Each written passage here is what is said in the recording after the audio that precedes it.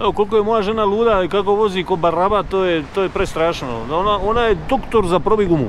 Doktor, ali pravi doktor za probi gumu. Probila je do sad 86.000 guma. Sad sam malo ljut, jer stvarno zabija se ljudima u guzicu dok vozi, nema živaca, ide u škar, evo voljno. Nabrijana je, brate, koja je sutra umrla, ne razumijem takvu vožnju. Još im govorim 50 puta, brate, polako vozi, ne može ona, jače to nje, to je narav latino, brate, mili, ko da je na trkama uvijek.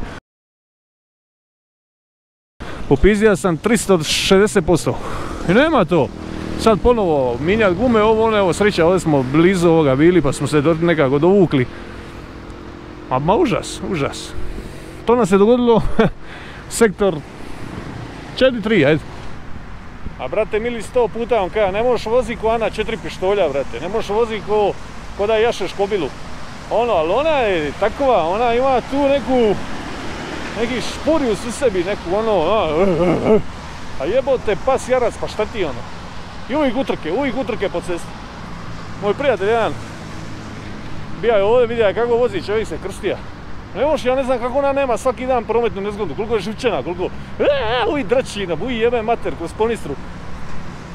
A brate, buda, pis. I ne može naučiti. Ne može, u braku smo već, brate mili, skoro 2 godine. Ne može naučiti.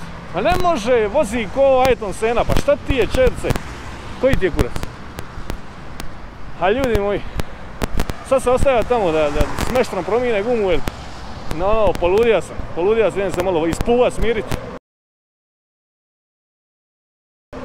A puna Bogota, ne rupa, nego rupčaga.